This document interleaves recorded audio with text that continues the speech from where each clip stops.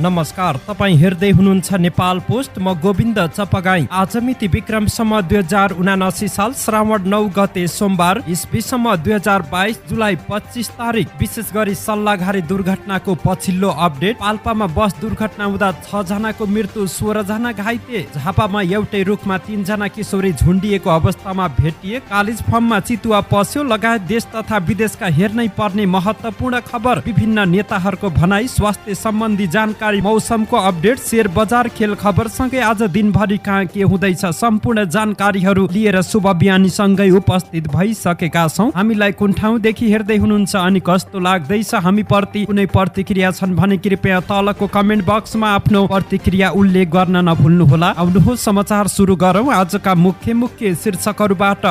24 घण्टामा ढलेको दोस्रो रुखले लियो 3 जनाको ज्यान। दुर्घटनाप्रति सरकारको ध्यान आकर्षण। पाल्पामा बस दुर्घटना, 6 जनाको मृत्यु, 16 जना घाइते। झापामा एउटै रुखमा 3 जना किशोरी झुन्डिएको अवस्थामा भेटिए। कालिज फर्ममा चितुवा पस्यो, स्थानीयले ढुङ्गा हानेर घाइते बनाए। कल सेन्टर सञ्चालन गरी ठगी गरेको आरोपमा 9 जना पक्राउ। बैतडीमा विद्यालयको क्यान्टिनलाई बाख्राको खोर बनाइयो। दाङमा 3 वर्षीय बालिकालाई बलात्कारपछि भिरबाट खसालियो, 1 जना पक्राउ। एससीको नतिजा सार्वजनिक गर्ने अन्तिम तयारी। एसपीपीबाट बाहिरिने विषयमा अमेरिकालाई तत्काल चिठी पठाउन माधव नेपालको आग्रह। नागरिकता ऐनमा एमाले दोहोरो चरित्र देखाएको वर्षमान पुनको आरोप। सरकार सत्ता टिकाउनेमा केन्द्रित रहेको राजेन्द्र लिङदेनको भनाई। वर्तमान सरकार गरिबी उत्पादनमा उद्धत रहेको शङ्कर पोखरेलको दाबी। स्वतन्त्र पार्टीको प्रदेश संरचना गठन, गण्डकीमा श्रेष्ठ सभापति। सरकारले सुन्न छाडेको हो कि कानको उपचार गर्नुपर्ने हो, भीम रावलको प्रश्न। संसदीय समितिले माग्यो सिंहदरबार गेटकै सीसीटीभी फुटेज। भक्तपुरमा प्रहरीमाथि हातपात, 2 जना पक्राउ। नेपाली नक्कली नोट सहित भारतीय नागरिक पक्राउ। कोरोना राहतमा पनि विभेद, गरिबलाई बाँडिएन, केन्द्रमै फर्काइयो। थप 347 जनामा कोरोना संक्रमण, 2 जनाको मृत्यु। क्यालिफोर्नियामा डढेलो अनियन्त्रित भएपछि आपतकालीन घोषणा। सुनको मूल्य बढ्यो, चाँदीको मूल्य घट्यो। र मौद्रिक नीति पछिको शेयर बजार 61 अङ्कले बढ्दा 2 अर्ब 73 करोडको कारोबार। अब सुन्नुहोस् पुरा समाचार। भक्तपुर नगरपालिका 1 सल्लाघारीमा 24 घण्टाभित्र 2वटा रुख ढलेका छन्। शनिबार पहिलो पटक ढलेको रुखले कुनै क्षति भएन। रुखलाई काटेर हटाइयो र बाटो खुलाइयो। हिजो आइतबार दिउँसो रुख ढल्दा 3 जनाको ज्यान गयो। काठमाडौँबाट भक्तपुर गइरहेको बा 2 ख 3584 नम्बरको बस र बा 61 प 6978 नम्बरको स्कुटरलाई ढलेको रुखले च्याप्दा 3 जनाको मृत्यु भएको प्रमुख जिल्ला अधिकारी रुद्रादेवी शर्माले जानकारी दिइन्। शनिबार र आइतबार ढलेका दुवै रुख सल्लाहका हुन्। दुवै रुख जरैदेखि उखलिएर सडकमा ढलेका हुन्। प्रतिनिधि सभाको हिजो आइतबारको बैठकको विशेष समयमा सांसदहरूले भक्तपुरको सल्लाघारीमा भएको दुर्घटनाप्रति सरकारको ध्यान आकर्षण गराएका छन्। सांसद प्रेम सुवालले भक्तपुरको सल्लाघारीमा 3 जनाको निधन र केही घाइते हुने गरी हिजो बस तथा स्कुटरमाथि रुख ढलेको भन्दै त्यसतर्फ सरकारको ध्यान आकर्षण गराएका हुन्। उनले उक्त दुर्घटनामा मृत्यु भएका परिवारलाई उचित राहत दिन र घाइतेको निशुल्क उपचारको व्यवस्था मिलाउन सरकारसँग आग्रह गरेका छन्। उनले यस्ता घटना अन्य क्षेत्रमा पनि हुन सक्ने भन्दै यसतर्फ ध्यान दिन आग्रह गरेका हुन्। उक्त दुर्घटनामा अन्य 12 जना घाइते भएको जनाइएको छ। अर्का सांसद महेश बस्नेतले भक्तपुरको सल्लाघारीमा भएको घटनाका घाइतेहरूको स्वास्थ्य लाभको कामना गरेका छन्। उनले पुराना बस हटाउन पनि अनुरोध गरेका छन्। पाल्पामा बस दुर्घटना हुँदा 6 जना यात्रुको मृत्यु भएको छ। गुल्मीबाट बुटोलतर्फ आउँदै गरेको लु 1 ज 5952 नम्बरको बस पाल्पाको रिब्दीकोट गाउँपालिका 2 लघुवामा हिजो आइतबार बेलुकी 5 बजेतिर दुर्घटना भएको हो। लुम्बिनी प्रदेश प्रहरी कार्यालयका इन्सपेक्टर वीरदत्त पन्तका अनुसार दुर्घटनामा 3 महिला र 3 पुरुषको घटनास्थलमै मृत्यु भएको छ। हिजो राति यो समाचार तयार गर्दै गर्दाको समय अवधिसम्म दुर्घटनामा घाइते भएका 16 जनाको उपचारका लागि तानसेन अस्पताल लगिएको छ। मृतकको शनाखत हुन बाँकी रहेको तथा घाइतेको उद्धार कार्य भइरहेको प्रहरीले जनाएको छ। झापाको कचनकबल गाउँपालिका 5 बेल्लेमा एउटै रुखमा 3 जना किशोरी झुन्डिएको अवस्थामा फेला परेका छन्। हिजो आइतबार बिहान स्थानीय चिया बगानमा रहेको बयरको रुखमा झुन्डिएको अवस्थामा 16 वर्षीय करिना गणेश, कल्पना गणेश र 17 वर्षीय अञ्जली गणेशको शव भेटिएको जिल्ला प्रहरी कार्यालय झापाका प्रहरी नायब उपरीक्षक डीएसपी बसन्त पाठकले जानकारी दिनुभयो। शनिबार दिउँसो घुम्न जाने भनेर घरबाट निस्केका उनीहरू बेलुकासम्म सम्पर्कमा नआएपछि प्रहरीलाई खबर गरेर खोजी गर्दा हिजो बिहान झुन्डिएको अवस्थामा शव फेला परेको हो। प्रहरीले 3 जनाको शवलाई पोस्टमार्टमका लागि पठाउने तयारी गरेको छ। प्रारम्भिक छानबिनका क्रममा उनीहरूले आत्महत्या गरेको हुन सक्ने आशंका गरिए पनि कारण खुलेको छैन। दोलखाको सदरमुकाम चरीकोट नजिकैको कालिज फर्ममा चितुवा पसेर 500 भन्दा बढी कालिज मारेको छ। भीमेश्वर नगरपालिका 7 मा रहेको दुध पोखरी वाइल्ड लाइफ एग्रो विथ रिसोर्टमा शनिबार राति पसेको चितुवाले 500 भन्दा बढी कालिज मारेको हो। फर्ममा पसेको चितुवालाई हिजो आइतबार दिउँसोसम्म पनि नियन्त्रणमा लिन सकिएको थिएन। आइतबार बिहान फर्ममा काम गर्ने मजदुरले कालिज मरेको देखेपछि के भयो भनेर पस्ता चितुवाले आक्रमण गर्ने प्रयास गरेको थियो। रातभर चितुवाले 500 भन्दा बढी कालिज मारिसकेको सञ्चालक मिङ्गुर शेर्पाले बताए। कालिज मरेको हेर्न जाँदा चितुवा देखेपछि भाग्यौं उनले भने। भित्र रहेका कालिज सबै मरिसकेका छन्। वन कार्यालयलाई नियन्त्रण गरिदिन आग्रह गरेका छौं। फर्ममा पसेको चितुवा स्थानीयले लखेट्ने प्रयास गरे पनि सबैतिर तारजाली लगाएका कारण चितुवाले स्थानीयलाई नै आक्रमणको प्रयास गरेको छ। स्थानीयले भने नियन्त्रणमा लिन नसकेपछि चितुवालाई ढुङ्गा मुढा गरेर घाइते बनाएका छन्। रूपन्देहीको तिलत्तोमा स्थित एक कल सेन्टरबाट रूपन्देही प्रहरीले 9 जनालाई पक्राउ गरेको छ। ब्लू स्काई बिजनेस सोलुसन प्रणाली नामक कल सेन्टर स्थापना गरी सर्वसाधारणलाई ठगी गरेको प्रमाणका आधारमा सञ्चालक 9 जना पक्राउ गरेको इलाका प्रहरी कार्यालय बुटोलका डीएसपी ठगबहादुर केसीले बताए। प्रहरीले सेन्टरमा कर्मचारीको रूपमा काम गरी असली मेसेज पठाउने, चिट्टा पर्यो भनी ठगी गर्ने कार्यरत करिब 150 जनालाई कार्यालय भित्रै निगरानीमा राखेको छ। कार्यालय सिल गरी उनीहरूमाथि सोधपुछ थालिएको केसीले जानकारी दिए। तिलोत्तोमा नगरपालिकाको वडा नम्बर 2 जानकी नगरमा 4 तलाको घरमा 3 वटा फ्ल्याट भाडामा लिई 300 जति कम्प्युटर राखी त्यसकै माध्यमबाट सर्वसाधारणलाई मेसेज पठाई ट्र्यापमा पारेको प्रहरी अनुसन्धानबाट खुलेको प्रहरीले जनाएको छ। चिनिया र भारतीय नागरिक समेतको लगानीमा खोलिएको ठगी कार्यालयबाट सर्वसाधारणको मोबाइलमा व्हाट्सएप र फेसबुकमा असली मेसेज पठाउने तथा चिट्टा पर्यो भन्दै ठगी गर्ने गरेको प्रारम्भिक अनुसन्धानको क्रममा खुलेको छ। बैतडीको सुनरिया नगरपालिका वडा नम्बर 7 मा रहेको केदार माध्यमिक विद्यालयले प्रयोग गर्दै आएको भवनलाई स्थानीय गणेश साउदले बाख्रा बाँध्ने खोरको रूपमा प्रयोग गरेको पाइएको छ। साउदले उक्त जमिन र भवन आफ्नो रहेको दाबी गर्दै विगत 4 महिनादेखि बाख्रा बाँध्ने गरेको पाइएको हो। 2052 सालमा शिखरपुर स्वास्थ्य चौकीको लागि उक्त भवन निर्माण गरिएको थियो। स्वास्थ्य चौकीलाई थप संरचना आवश्यक पर्न थालेपछि त्यहाँ थप जमिन नभएको हुँदा स्वास्थ्य चौकी अर्को ठाउँमा सारिएको थियो। स्वास्थ्य चौकी अर्को ठाउँमा सार्ने विद्यालयले स्वास्थ्य चौकीलाई 3 लाख रुपियाँ दिएको पाइएको छ। स्वास्थ्य चौकी सार्ने क्रममा स्वास्थ्य चौकीलाई 3 लाख रुपियाँ दिएका हौं। त्यसपछि विद्यालयले दिवा खाजा बनाउने क्यान्टिनको रूपमा प्रयोग गर्दै आएको थियो। विद्यालयका लेखपाल कमल साउदले भने गत वर्ष नापी कार्यालयबाट प्राविधिक टोली बोलाएर नाप जाँच गर्ने क्रममा उक्त भवनको जमिन विद्यालयको नाममा रहेको भेटिएको विद्यालयका प्रधानाध्यापक उत्तर बहादुर कुँवरले बताए। विद्यालयको जमिनमा रहेको संरचना विद्यालयले नै प्रयोग गर्न पाउनु पर्ने उनको भनाइ रहेको छ। कक्षा कोठाको अभावमा विद्यालयले उक्त भवनमा दिवा खाजा बनाउने र अन्य सामग्रीहरू राख्ने स्टोरको रूपमा प्रयोग गरेको विद्यालयले जनाएको छ। दाङमा 3 वर्षीय बालिकालाई बलात्कारपछि हत्या गर्न खोजेको आरोपमा प्रहरीले 1 जनालाई पक्राउ गरेको छ। बबई गाउँपालिका 5 खैरबट्टीका 14 वर्षीय किशोरलाई बलात्कार गरेको आरोपमा पक्राउ गरेको इलाका प्रहरी कार्यालय तुलसीपुरका डीएसपी श्यामु अर्यालले बताए। किशोरले बालिकालाई बलात्कारपछि हत्याको प्रयास समेत गरेको आरोप लगाएका छन्। प्रहरीका अनुसार ती किशोरले बालिकालाई बलात्कारपछि 50 मिटर अग्लो भिरबाट खसालेका थिए। बालिका खेल्न लागेको समयमा मकैबारीमा लगेर ती किशोरले बलात्कार गरेको प्रहरीको दाबी रहेको छ। बालिकालाई थप उपचारका लागि नेपालगञ्ज पठाइएको छ। घटनाबारे थप अनुसन्धान भइरहेको प्रहरीले बताएको छ। एसी परीक्षाको नतिजा यही साता आउने भएको छ। राष्ट्रिय परीक्षा बोर्ड परीक्षा नियन्त्रण कार्यालय एसी का परीक्षा नियन्त्रक अर्जुन रायमाझीका अनुसार परीक्षा नतिजा निकाल्ने अन्तिम तयारी भइरहेको छ। नतिजा सार्वजनिक गर्ने गरी काम अघि बढाएका छौं। समस्या नआई यो हप्ता भित्रै नतिजा प्रकाशन गर्ने उनले जानकारी दिएका छन्। अहिले प्राप्त अङ्क इन्ट्री गर्ने, मिसम्याच गर्ने र टेबुलेसन गर्ने काम भइरहेको छ। गत वैशाख 20 गते परीक्षा सकिएको थियो। 2076 र 2077 सालको एसी कोभिड-19 का कारण प्रभावित भएको थियो। आन्तरिक मूल्याङ्कनका आधारमा परीक्षा नियन्त्रण कार्यालयले नतिजा सार्वजनिक गरेको थियो। पूर्व प्रधानमन्त्री तथा नेकपा एकीकृत समाजवादीका अध्यक्ष माधव कुमार नेपालले स्टेट पार्टनरशिप प्रोग्राम एसपीपीमा सहभागी नहुने विषयमा अमेरिकालाई तत्काल चिठी पठाउन प्रधानमन्त्री शेरबहादुर देउवा समक्ष माग गरेका छन्। पुष्पलाल मित्रता केन्द्रले आयोजना गरेको आइतबारको कार्यक्रममा अध्यक्ष नेपालले नेकपा माओवादी केन्द्रका अध्यक्ष पुष्पकमल दाहाल र आफूले प्रधानमन्त्री देउवालाई तत्कालै पत्र लेख्न भनेको पनि बताएका हुन्। अस्ति प्रचण्डजी र मैले प्रधानमन्त्री शेरबहादुर देउवालाई तुरुन्तै चिठी पठाउन भने नेपालले भने यसमा ढिलो ढाला हुने काम नहोस् भनेका छौं। यो विषयमा जनताबाट पनि आवाज उठ्नुपर्छ। जनता सजग हुनुपर्छ। राष्ट्रियताको रक्षा गर्ने जनताले हो। गत असार 6 गते मन्त्री परिषदको बैठकले एसपीपीमा नेपाल सहभागी नहुने निर्णय गरे पनि त्यस सम्बन्धी अमेरिकालाई औपचारिक रूपमा जानकारी गराएको छैन। एसपीपीमा नेपाल सहभागी हुन नहुने भन्दै संसद र बाहिर पनि व्यापक विरोधपछि सरकारले यस्तो निर्णय गरेको थियो।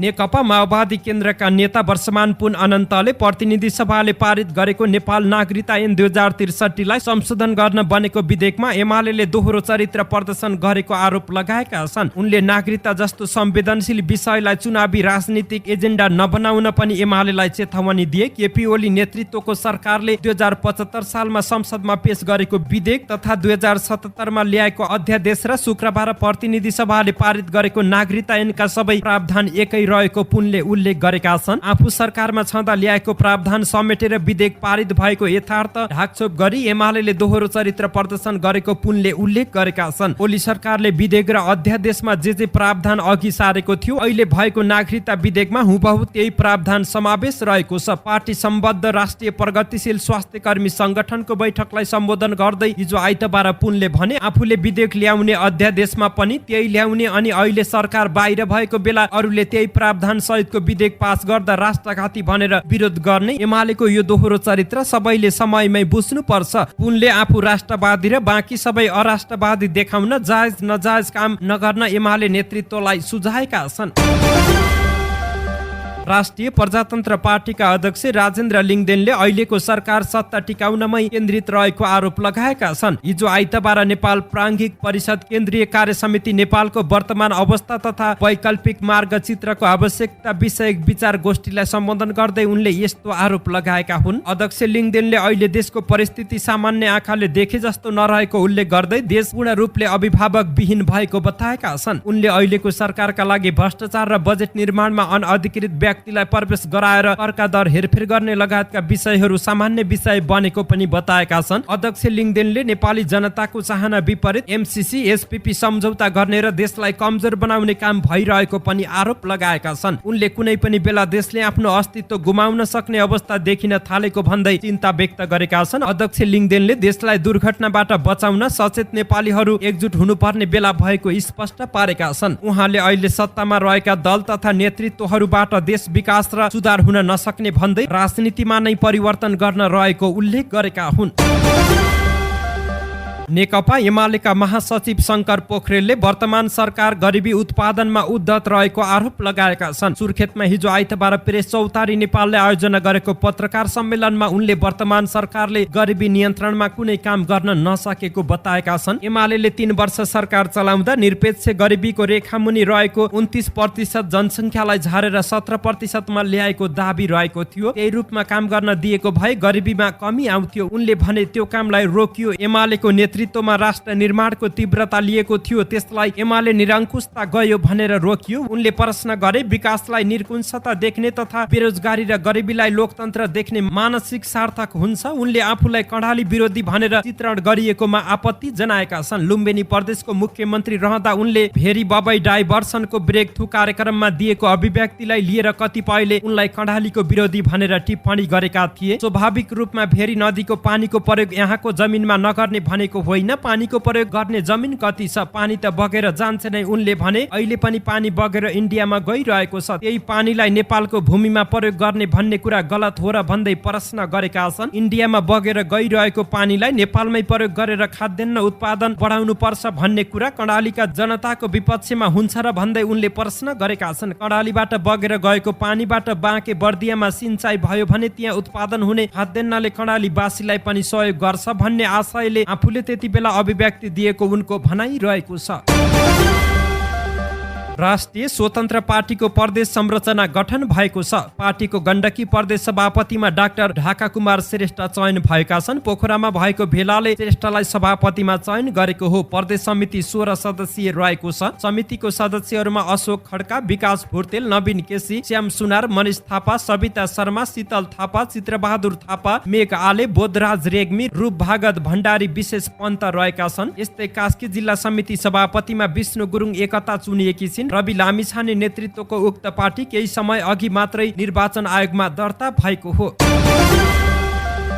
नेकपा एमालेका सांसद भीमबहादुर रावलले एसपीपीको सम्बन्धमा अमेरिकालाई पत्र लेखेको अवस्थाको बारेमा संसदलाई जानकारी दिन सरकारले आनाकानी गरेको बताउनु भएको छ। हिजो आइतबार प्रतिनिधि सभा बैठकको विशेष समयमा बोल्दै सांसद रावलले अमेरिकी स्टेट पार्टनरशिप प्रोग्राम एसपीपी सम्झौता कार्यान्वयन नगर्ने सरकारको निर्णय अमेरिकालाई जानकारी नगराइएको बताउनु भएको हो। उहाँले पत्र पठाए नपठाएको सम्बन्धमा संसदमा जानकारी गराउन सभामुखले गरेको निर्देशन पनि सरकारले नमानेको आरोप लगाउनु भएको छ। सभामुख र संसदीय समितिको निर्देशन सरकारले नसुनेको भन्दै उहाँले सरकारले श्रवण शक्ति गुमाएको टिप्पणी गर्नु भएको छ। उहाँले भन्नुभयो एसपीपीको सम्बन्धमा सरकारको निर्णयको कार्यान्वयनको अवस्था र पत्र पठाएको अवस्थाको सम्बन्धमा के छ भनेर सदनलाई जानकारी गराउनका लागि सभामुखले निर्देशन दिनुभएको आज 5 दिन बित्यो। सरकार कहाँ छ, यो देश कहाँ छ कि कतै छ? अन्तर्राष्ट्रिय सम्बन्ध समितिको निर्णय नमान्ने सभामुखले दिएको निर्देशन पनि नसुन्ने होइन। सरकारले कहिलेदेखि कान सुन्नलाई श्रवण शक्ति गुमायो भन्ने प्रश्न उठ्छ कि उठ्दैन? रोस्टमबाट बोल्दा अलिकति सुन्छन् कि भनेर भनेको। सरकारको कानको उपचार त राम्ररी गर्नुपर्ने भयो। नेपाली जनताले चुनावमा गर्छन् के त्यो हेर्दै जाउँ। सांसद रावलले बेलायतमा रहेका भूतपूर्व गोर्खा सैनिकको समस्या समाधानमा सरकारले ध्यान दिनुपर्ने बताउनु भएको छ। विगत लामो समयदेखि भूतपूर्व गोर्खा सैनिक भर्ती सन्धि अपमानजनक रहेकाले खारेजीको माग सहित आन्दोलित भएको भन्दै उहाँले त्यो विषय नेपालको स्वाधीनता, स्वाभिमान र हितसँग गाँसिएको विषय भएको पनि बताउनु भएको हो। सरकारवाला सँग छलफल गरी समस्या समाधानमा सरकारले पहल कदमी लिनुपर्ने उहाँको भनाइ रहेको छ। सांसद रावलले यस सम्बन्धमा सरकारले अहिलेसम्म गरेका काम कारबाही सांसदलाई जानकारी गराउन पनि माग गर्नु भएको छ।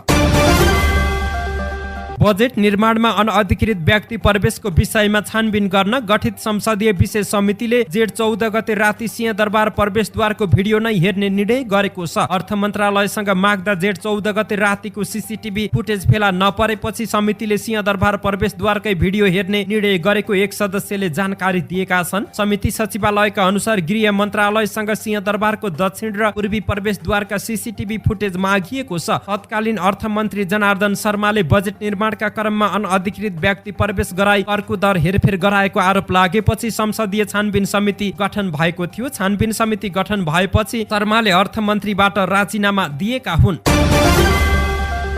प्रहरीलाई हातपात गरी अभद्र व्यवहार गरेको आरोपमा 2 जनालाई प्रहरीले पक्राउ गरेको छ। पक्राउ पर्नेमा सूर्यविनायक नगरपालिका 1 सिरुटार बस्ने 36 वर्षीय प्रवीण तेखासे श्रेष्ठ समेत 2 जना पक्राउ परेका छन्। उनीहरूलाई शनिबार राति प्रहरीले पक्राउ गरेको हो। 82 प 7763 नम्बरको मोटरसाइकलमा मादक पदार्थ सेवन गरी सवार भएर आएका उनीहरूलाई सूर्यविनायक नगरपालिका 1 सिरुटार धनसार चोकमा ड्युटीमा खटिएका प्रहरीले जाँच गर्न रोकेका थिए। त्यसपछि उनीहरूले प्रहरीमाथि हातपात गरेपछि प्रहरीले नियन्त्रणमा लिएको हो।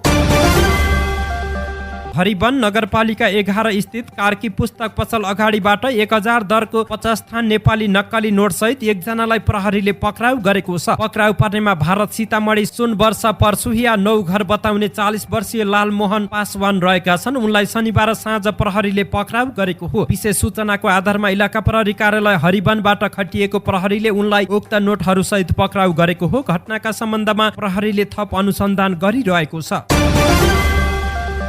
कोरोना संक्रमणका कारण करिब 2 वर्ष मुलुकमा लकडाउन भयो। व्यापार व्यवसाय, उद्योग, कल कारखाना, विद्यालय सबै बन्द भए। लाखौंले रोजगारी गुमाए। रोजगार र आय स्रोत नभएका अति विपन्न परिवारलाई 2 छाक टार्न धौधौ भयो। सरकारले यस्ता परिवारलाई 10,000 का दरले राहत दिने घोषणा गरे। कोभिड महामारीबाट प्रभावित अति विपन्न परिवारलाई नगद हस्तान्तरण कार्यविधि 2078 राजपत्रमै जारी गर्यो। त्यस अनुसार राहत उपलब्ध गराइदिनु भनी पालिकालाई सूचना समेत जारी गर्यो। केन्द्र सरकारले सबै स्थानीय तहमा बजेट पनि पठायो। नवलपरासीका 7वटै पालिकामा राहतको 5 करोड बढी बजेट आइपुग्यो। स्थानीय तहले उक्त रकम वितरण गर्ने भन्दै गत कार्तिकमा वडा कार्यालय मार्फत विपन्न परिवारको पहिचान गरी निवेदन पनि संकलन गरे। त्यसपछि दलहरूलाई स्थानीय चुनाव लाग्यो अनि राहतमाथि भयो राजनीति। आफ्ना पार्टीका कार्यकर्ताको नाम संकलन नभएको, अर्को पार्टीका धेरैको परेको भन्दै स्थानीय तहका पदाधिकारी बीच तीव्र विवाद हुन थाल्यो। त्यही कारण निवर्तमान जनप्रतिनिधिले राहत बाँडेन। नयाँ निर्वाचित भएर आएकाहरूले पनि राहत पाउनेको सूचीमा आफ्ना कार्यकर्ता नपरेको वा कम देखेपछि अघिल्ला जनप्रतिनिधिले संकलन गरेका निवेदन अघि बढाउन चाहेनन्। राहत बाँड्नु भन्दा बरु केन्द्र सरकारलाई नै फिर्ता पठाउने निर्णय गरे। कोरोना पीडितका नाममा आएको झण्डै 4 करोड रकम जिल्लाबाट केन्द्र सरकारलाई फिर्ता गएपछि गरिब विपन्न राहत पाउनबाट वञ्चित भएका हुन्।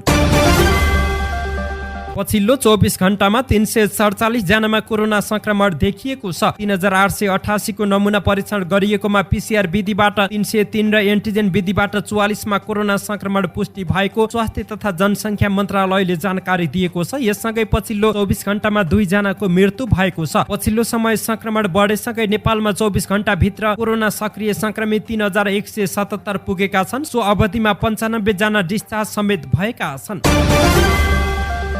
अमेरिकाको क्यालिफोर्निया राज्यमा डढेलो अनियन्त्रित भएपछि आपतकाल घोषणा गरिएको छ। योसेमिटी राष्ट्रिय निकुञ्ज नजिक गत शुक्रबारदेखि लागेको डढेलो 24 घण्टा बितिसक्दा पनि नियन्त्रणमा लिन नसकेपछि मारिपोसा काउन्टीमा आपतकाल घोषणा गरिएको हो। यो समाचार तयार गर्दै गर्दाको समय अवधिसम्म ओक फायर नाम दिएको उक्त डढेलो नियन्त्रणमा अग्नि नियन्त्रकहरू सक्रिय रहेका छन्। डढेलोबाट मानवीय क्षति नहोस् भन्ने उद्देश्यले जोखिम क्षेत्रका 3000 मानिसहरूलाई सुरक्षित स्थानमा सारिएको छ। करिब 1 दर्जन घरहरू नष्ट भइसकेका छन्। डढेलो 11900 एकड जमिनमा फैलिसकेको छ। यसलाई अमेरिकाकै सबैभन्दा ठूलो सक्रिय डढेलो भनिएको छ।